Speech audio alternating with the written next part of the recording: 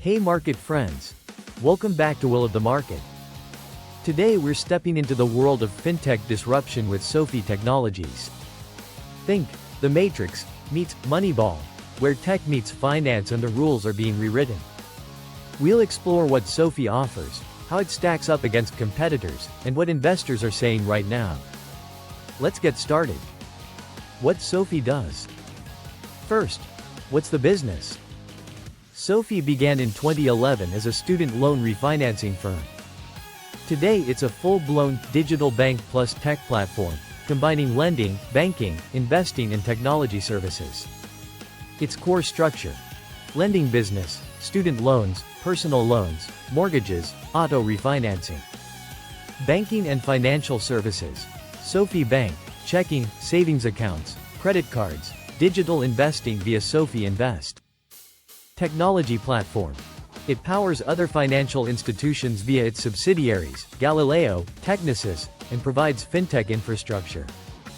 In essence, they're trying to be the one-stop money app for millennials and beyond. Their tagline says it plainly: help our members get their money right. How they compare to peers. Now, let's compare.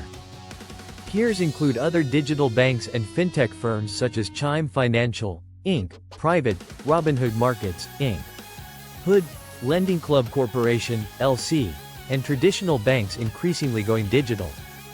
Strengths for SOFI: broad ecosystem. From banking to investing to loans. It has multiple revenue streams unlike a niche player. National bank charter. SOFI Bank gives access to deposits, lower funding costs, full banking services. Tech platform growth. Providing infrastructure to other financial services companies gives upside beyond its own customer base. Challenges, risks. Profitability is still a question. Fintechs often burn cash while scaling. Competition and scaling. With so many apps chasing the digital bank space, standing out is tough. Valuation and expectations. Many investors expect high growth. If execution lags, the stock suffers. According to one report, the analyst consensus for SOFI is hold, with a 12-month target around $24.90, indicating a potential downside. So it's like Game of Thrones. Many players, the prize is huge, but only some win the throne. Recent investor sentiment and market mood. What's the mood among investors?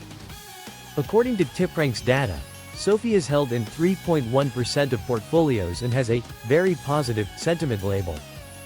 On forum sentiment platforms, SOFI scores 82 100s indicating bullish discussion, though that doesn't always mean consensus profitability. While sentiment is upbeat, analysts remain cautious. Average rating is hold, and many targets are flat to slightly negative. So the crowd is excited about the story and vision.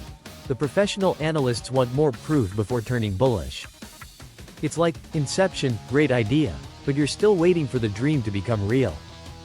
Conclusion: if SOFI were a character in The Social Network, it'd be the ambitious coder turning finance on its head. The story is compelling: digital bank, tech infrastructure, full financial app. The risk? Execution, profitability, competition. My take: SOFI is a growth stock with meaningful risk. If you believe fintech platforms with broad ecosystems win, this could be a good fit. But if you need stable earnings and low risk, it might be better to watch from the sidelines. If you like this, hit like, subscribe, and comment.